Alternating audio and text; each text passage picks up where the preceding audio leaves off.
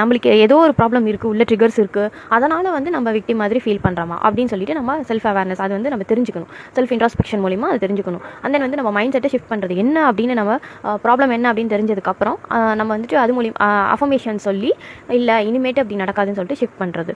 Okay, mind செட்டை வந்து change பண்ணணும். நெக்ஸ்ட் என்னென்னா ஆக்ஷன் எடுக்கிறது. ஸோ இந்த மாதிரி மெயினாக 3 இம்பார்ட்டன்ட் திங்ஸ் இதில் இருக்குது. ஃபஸ்ட்டு என்னென்னா நம்ம வந்து ரெக்கக்னைஸ் பண்ணணும், அக்னாலேஜ் பண்ணணும். என்ன நம்ம தாட்ஸ் வந்து எப்படி இருக்குது அப்படின்னு சொல்லிட்டு நம்ம ஐடென்டிஃபை பண்ணணும். பிகாஸ் பேசிக்காக நம்ம என்ன நினைக்கிறோம் அப்படின்னா நம்மளே வந்து விக்டிம்னு சொல்லிக்கிறோம். எப்படி சொல்கிறது, ஃபார் எக்ஸாம்பிள் சொல்லணும்னா நம்மளுக்கு ஏதோ ஒரு ப்ராப்ளம் நடக்குன்னா எனக்கு தான் அது நடக்குது, எப்போவுமே எனக்கு இப்படி தான் நடக்கும் அப்படின்னு சொல்லிட்டு நம்ம ரொம்ப ஃபெமிலியராக அதுதான் என்னோட பேட்டர்ன், அதே மாதிரி ஒரே இடத்துல ஸ்டக் ஆகியிருப்பாங்க.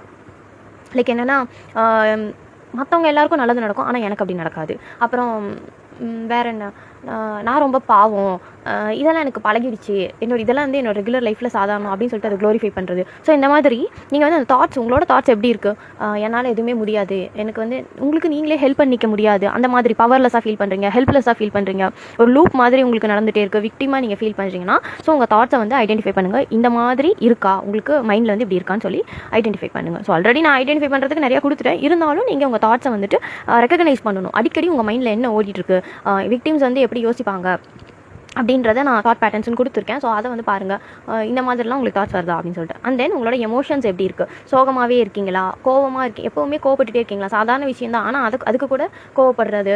அப்புறம் எப்போவுமே வந்து ஏதாவது லைஃப்பில் வந்து எவ்வளவோ சுவாரஸ்யமாக நடந்துகிட்ருக்கோம், ஆனால் நீங்கள் மட்டும் வந்து சோகமாக அப்படியே சொல்லி அழுது வடிஞ்சு அப்படியே அழுமூஞ்சாட்டமே சுற்றிட்டு இருக்கிறது. லைக் என்ன, ஒரு லைஃப்பில் வந்து ஒரு லைவ்லியாகவே ஒரு ஹாப்பியாகவே இருக்க முடியாது.